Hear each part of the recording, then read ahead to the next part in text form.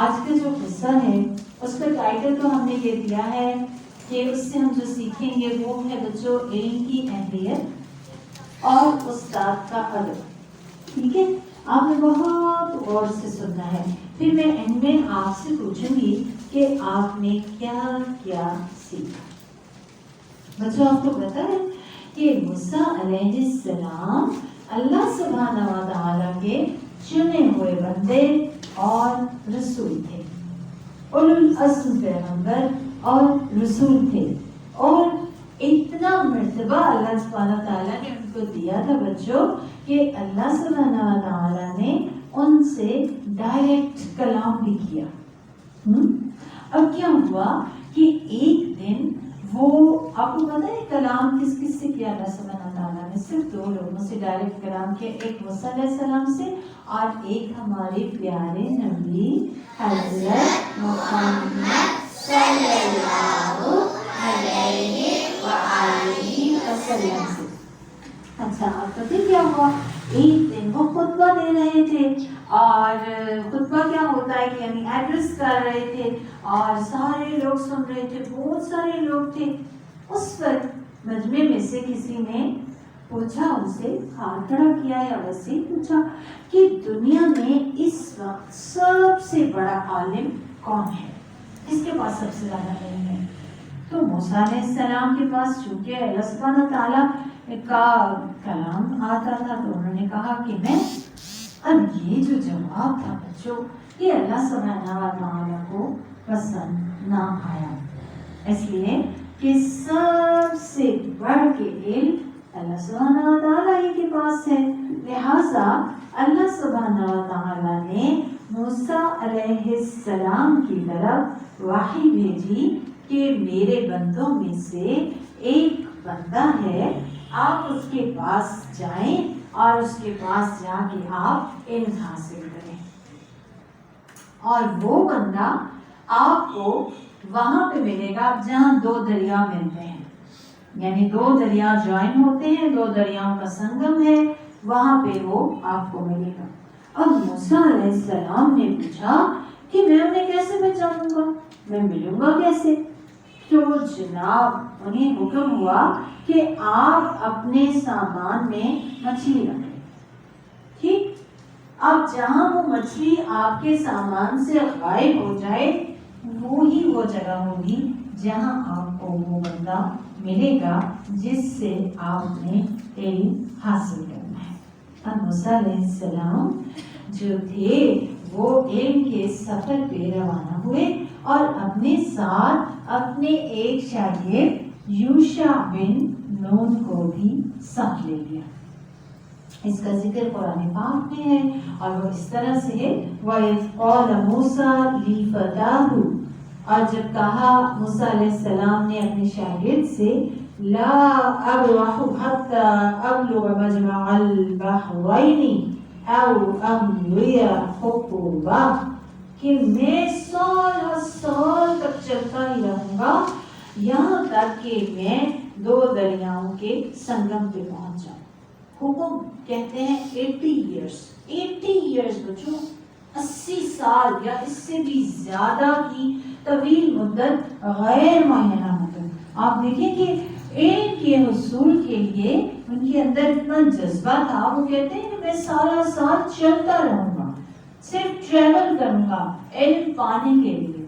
ابھی تو ہمیں علم آسانی سے مل جاتا ہے, اور وہ کہنے لگے کہ میں تو اس کو کبھی چھوڑوں گا ہی نہیں. اب کیا ہوا کہ جناب دونوں چل پڑے اور راستے میں انہیں تھکاوٹ ہوئی تو تھک کے سو گئے. ادھر کیا ہوا کہ وہ جو مچھلی تھی وہ تو سامان سے نکل کے غائب ہو گئی. اب کچھ دیر کے بعد جب موسیٰ علیہ السلام اٹھے اور دوبارہ سے انہوں نے سفر شروع کیا, آگے بڑھے, تو موسیٰ علیہ السلام کو بھوک لگی. تو انہوں نے کہا کہ ابھی تو مجھے بھوک لگی ہے, میرا ناشتہ کہاں ہے, وہ لے کر آؤ. تو جناب یوشع بن نون نے کہا کہ اوہو, میں تو آپ سے مچھلی کا ذکر کرنا ہی بھول گیا, وہ تو مچھلی جناب مری ہوئی تھی نا, وہ تو فٹافٹ سامان میں سے نکلی اور دریا کے اندر چلی گئی اور غائب ہو گئی، اس نے تو راستہ بنا لیا۔ موسیٰ علیہ السلام نے کہا یہی تو وہ جگہ تھی جہاں ہمیں پہنچنا تھا۔ تو اب کیا ہوا، وہ تو آگے آ چکے تھے، دونوں جناب الٹے پاؤں پیچھے بڑھے تاکہ اس جگہ پہ پہنچے جہاں بھی مچھلی غائب ہوئی تھی، کیونکہ انہیں تو یہی بتایا گیا تھا کہ وہ جو اللہ کا بندہ ہے جس سے آپ نے علم سیکھنا ہے وہ آپ کو وہیں پہ ملے گا جہاں پہ وہ مچھلی غائب ہوگی۔ اب یہ واپس پہنچے تو وہاں پہ انہوں نے اللہ کے بندے کو دیکھا، یہ خضر علیہ السلام تھے۔ موسیٰ علیہ السلام نے انہیں سلام کیا تو خضر علیہ السلام نے کہا کہ تمہاری سرزمین میں سلام کہاں سے آیا، یہاں پہ تو کوئی سلام ہی نہیں کرتا۔ تو موسیٰ علیہ السلام نے اپنا تعارف کروایا کہ میں موسیٰ ہوں۔ خضر علیہ السلام نے کہا بنی اسرائیل کے موسیٰ؟ تو انہوں نے کہا جی بنی اسرائیل کے موسیٰ ہوں، میں وہی ہوں۔ تو پھر انہوں نے بہت ریسپیکٹ کے ساتھ، ادب کے ساتھ بچوں اپنے استاد سے کہا کہ کیا میں آپ کے ساتھ چل سکتا ہوں، کیا میں آپ کے ساتھ آگے بڑھ سکتا ہوں تاکہ آپ مجھے وہ علم سکھائیں جو اللہ سبحانہ و تعالیٰ نے آپ کو عطا کیا ہے۔ اس پر خضر علیہ السلام نے کہا کہ آپ میرے ساتھ ہرگز صبر نہیں کر سکیں گے، اور آپ صبر کر بھی کیسے سکتے ہیں ان چیزوں کے بارے میں جن کا آپ کو پتہ ہی نہیں ہے، آپ کے پاس علم ہی نہیں ہے ان کا۔ لیکن موسیٰ علیہ السلام چونکہ علم حاصل کرنا چاہتے تھے، ان کے دل میں جذبہ تھا اور پکا ارادہ بھی تھا کہ میں ضرور علم حاصل کروں گا، اتنا تو وہ پیدل چل کے آئے تھے بچوں۔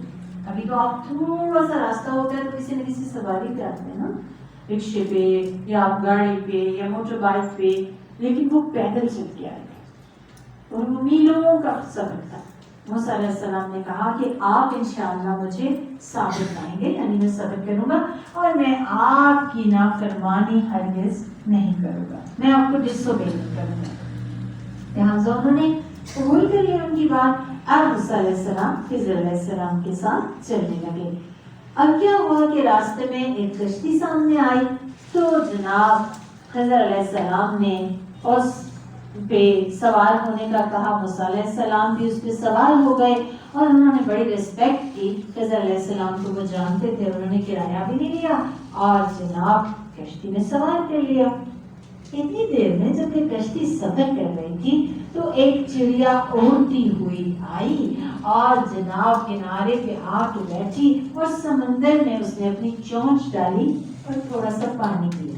تو خضر علیہ السلام نے موسیٰ علیہ السلام سے کہا کہ اے موسیٰ، میرے پاس اور تمہارے پاس جو علم ہے اس کی مثال اللہ سبحانہ و تعالیٰ کے علم کے مقابلے میں اتنی ہی ہے جتنی اس چڑیا کی چونچ میں پانی۔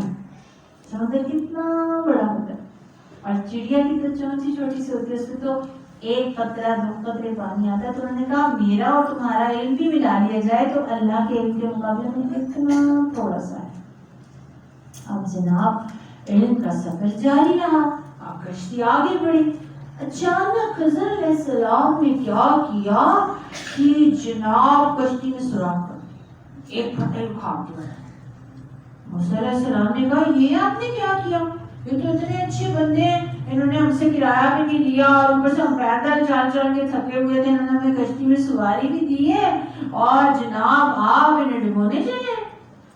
خضر علیہ السلام نے کہا میں نے آپ سے کہا تھا نا کہ آپ میرے ساتھ صبر نہیں کر سکیں گے۔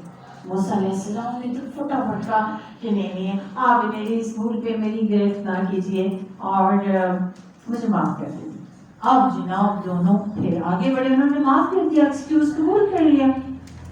اب آگے بڑھے، کشتی سے اتر کے چل کے جا رہے تھے، راستے میں دیکھا کہ ایک بچہ تھوڑا مڈل ایج کا، یعنی وہ لڑکا سا تھا، وہ کھیل رہا تھا۔ خضر علیہ السلام نے اس کا سر تن سے جدا کر دیا اور یہ دیکھ کے موسیٰ علیہ السلام تو صبر ہی نہیں کر سکے۔ انہوں نے کہا آپ نے ایک بے گناہ کی جان لے لی، یہ تو آپ نے بڑا ہی غضب کیا۔ خضر علیہ السلام نے کہا میں نے آپ سے کہا نہیں تھا کہ آپ صبر نہیں کر سکیں گے. تو موسیٰ علیہ السلام نے کہا کہ مجھے معاف کر دیں اور میں وعدہ کرتا ہوں کہ میں آئندہ پھر آپ سے کچھ نہیں پوچھوں گا. اگر میں نے اس کے بعد آپ سے کچھ پوچھا نا تو پھر آپ مجھے ساودھان رکھیے گا.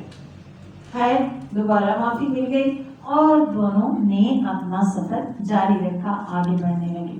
یہاں تک کہ ایک گاؤں میں پہنچے. اب اس زمانے میں بچوں کو ٹیکس تو ہوتے ہی نہیں تھے، کھانے کا تو کوئی ذریعہ ہی نہیں ہوتا تھا. جو مسافر ہوتے تھے نا ان کو جو اس بستی کے گاؤں کے رہنے والے ہوتے تھے وہ اپنا مہمان بناتے تھے، وہ ان کو کھانا دیتے تھے. اب جناب یہ تھکے ہوئے تھے، انہوں نے ان بستی والوں سے کھانا کا کہا کہ ہماری مہمانی کریں. تو ساری بستی ایسی تھی، انہوں نے انکار کر دیا، ہم نہیں دیتے کھانا. اب جناب یہ تو پھر اب چلنے لگے. راستے میں دیکھا ایک دیوار گری ہوئی ہے. خضر علیہ السلام نے وہ دیوار بنانی شروع کر دی. کتنی محنت لگتی ہے نا دیوار بنانے کی. اب تو موسیٰ علیہ السلام سے صبر ہی نہیں ہوا. وہ کہنے لگے یہ دیکھیں تو صحیح، آپ چاہتے تو ان گاؤں والوں سے مزدوری ہی لے لیتے تاکہ ہمیں کوئی کھانا ملتا، اور جناب آپ جو ہیں ان کی دیواریں بنا رہے ہیں. یہ دیکھ کر اب یہ سن کر خضر علیہ السلام نے کہا ھذا فراق بینی و بین، بس اب میری اور تمہاری جدائی کا وقت آ گیا. خود ہی کہا تھا کہ اب اس کے بعد کچھ پوچھوں تو پھر مجھے سامنا رکھیے گا. پھر کہنے لگے خضر علیہ السلام سأنبئک بتأویل ما لم تستطع علیہ صبرا، ان قریب میں آپ کو ان کی تعویل بتاؤں گا، ان باتوں کی جن پہ آپ صبر نہ کر سکے. پھر انہوں نے سمجھایا اور بتایا کہ کشتی کا قصہ تو یہ ہے کہ وہ چند مسکینوں کی تھی اور وہ اس کشتی سے گزر بسر کرتے تھے. جو پیسے ملتے تھے اس سے وہ اپنا اور اپنے بیوی بچوں کا پیٹ پالتے تھے. اور جس جگہ یہ کشتی جا رہی تھی راستے میں ایک ایسا ظالم بادشاہ تھا کہ جو نئی کشتی آتی تھی اس پہ زبردستی قبضہ کر لیتا تھا. اب یہ تو مسکینوں کی کشتی تھی، نئی کشتی تھی. میں نے سوچا یہ تو کشتی پہ بادشاہی قبضہ کر لے گا، لہٰذا میں نے اس کا تختہ اکھیڑ دیا تاکہ وہ بادشاہ اس کشتی پہ قبضہ نہ کرے اور یہ مسکینوں سے نہ چھینے، یعنی ان کی روزی کا ٹھریا ختم نہ ہو جائے. جہاں تک لڑکے کا تعلق ہے اس کا قصہ یہ تھا کہ اس کے والدین بہت نیک تھے، بہت ایمان والے تھے، لیکن ہمیں یہ خوف ہوا کہ یہ لڑکا بڑا ہو کر سرکشی میں اور کفر میں اتنا زیادہ ہو جائے گا کہ اپنے والدین کو تنگ کرے گا. لہٰذا اللہ کے حکم سے میں نے اس کا سر تن سے جدا کر دیا تاکہ اللہ سبحانہ و تعالیٰ انہیں اس سے بہتر اور پاکیزہ بچہ عطا کر دے جو ان سے محبت کرنے والا بھی ہو. اور جہاں تک تعلق ہے دیوار کا قصہ کچھ یہ ہے کہ دو یتیم بچے اس بستی میں رہتے ہیں. یتیم کون ہوتا ہے؟ جس کے والد انتقال کر چکے ہوں بچپن میں ہی. تو ان کے والد بہت نیک آدمی تھے اور وہ فوت ہو گئے تھے اور انہوں نے ان بچوں کا خزانہ اس دیوار کے نیچے دفن کیا ہوا تھا. تیرے رب کی چاہت یہ تھی کہ یہ دونوں بچے جب جوان ہوں تو جوان ہو کے پھر وہ خزانہ اس دیوار کے نیچے سے نکالے. اب دیوار تو گری ہوئی تو خزانہ تو جلدی ایکسپوز ہو جائے گا، لہٰذا انہوں نے وہ دیوار بنا دی اور کہا کہ یہ میں نے اپنی رائے سے کام نہیں کیا، یہ اصل حقیقت ہے واقعات کی جن پہ آپ صبر نہ کر سکے. تو گویا ایسا معلوم ہوتا ہے گویا کہ وہ فرشتے ہوں یا جو بھی اللہ سبحانہ تعالیٰ کے حکم سے کیا جو بھی انہوں نے کیا. تو بچوں یہ سارے واقعات کی حقیقت تھی جو کہ انہوں نے موسیٰ علیہ السلام کو بتائی اور ہمیں بہت ساری باتیں اس سے سمجھ میں آئیں. ایک تو یہ کہ بچوں سارے کے سارے علم کا مالک اللہ سبحانہ و تعالیٰ کی ذات ہے اور علم بہت بڑی نعمت ہے. تو علم کے لیے ہمیں ہمیشہ بہت پختہ ارادہ کرنا چاہیے کہ میں نے علم حاصل کرنا ہے اور دعا بھی کرنی چاہیے رب زدنی علما، اے رب میرے علم میں اضافہ کروا. اور یہ جو دعا ہے نا اللہ سبحانہ و تعالیٰ نے نبی کریم کو سکھائی تھی آپ سے کہا تھا آپ کہیے رب زدنی علما، اور پھر قرآن کا پہلا جو لفظ تھا بیٹے وہ تھا اقرا، پڑھی. اور نبی کریم نے بھی کہا طلب العلم فریضۃ علی کل مسلم، علم کا جستجو، علم کا حاصل کرنا ہر مسلمان پہ فرض ہے. اور یہ کون سا علم ہے؟ اللہ سبحانہ تعالیٰ کے احکام کا، مسائل کا، قرآن کا، سنت کا علم. اللہ کے رسول حضرت محمد صلی اللہ علیہ وآلہ وسلم نے یہ بھی فرمایا ہے بچوں کہ جو بندہ علم کے راستے پہ نکلتا ہے اللہ سبحانہ و تعالیٰ اس کے لیے جنت کا راستہ آسان کر دیتے ہیں. تو ہم سب کہاں پہ نکلے ہیں؟ علم کے راستے میں نکلے ہیں نا. تو اللہ تعالیٰ سے دعا ہے کہ ہمارے لیے جنت کا راستہ آسان فرما دے. تو اس کے ساتھ ساتھ ایک تو یہ کہ ہم نے موسیٰ علیہ السلام سے سیکھا کہ علم کے لیے اگر انسان کو مشقت بھی اٹھانی پڑے تو اسے اٹھانی چاہیے، اور اپنے استاد کا کہنا بھی ماننا چاہیے، اور اپنے استاد کا ادب بھی کرنا چاہیے. کیونکہ بچوں ہمارے سب سے پہلے استاد اور انسانوں کے اور سب سے بڑے معلم ہمارے پیارے نبی حضرت محمد صلی اللہ علیہ وآلہ وسلم تھے. آپ نے فرمایا انما بعثت معلما، مجھے معلم بنا کے بھیجا گیا ہے. اور بچوں جو استاد کی عزت نہیں کرتا وہ علم سے محروم رہتا ہے. اور با ادب با نصیب، بے ادب بے نصیب. لہٰذا ہمیں استاد کا ادب کرنا چاہیے. اور خاص طور پہ جن سے ہم قرآن سیکھتے ہیں، اللہ کے رسول نے فرمایا تمہارے 3 باپ ہیں، ایک تمہارے اپنے باپ، ایک وہ جس نے تمہیں اپنی بیٹی دی، اور ایک وہ جس نے تمہیں علم سکھایا. تو رسول اللہ نے فرمایا کہ تیسرے والا یعنی جس نے علم سکھایا وہ سب سے افضل ہے.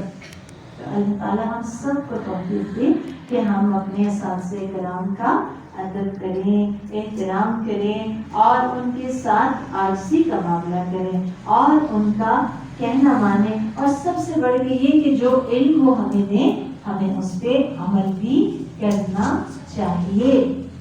تو بچوں آج کے واقعے سے ہم نے کیا کیا سیکھا؟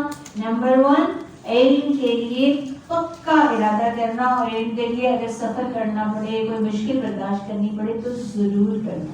کون سا علم؟ خاص طور پہ قرآن اور سنت اور اللہ سبحانہ تعالیٰ کے احکام کا، اور پھر دنیا کا علم بھی حاصل کرنا چاہیے. ٹھیک ہے. دوسری چیز ہم نے یہ سیکھی کہ خود کو استاد کے حوالے کرنا، کہ استاد جیسے کہیں اس کی بات ماننا. اور علم کے حصول کے لیے تیسری بات کیا ہے؟ صبر کرنا. ٹھیک ہے. اور کوئی بھی کام کرنا ہو تو استاد سے اجازت طلب کرنا، دل سے استاد کی عزت کرنا، اطاعت کرنا، اور اس کے ساتھ عاجزی کا جھکا ہوا معاملہ کرنا.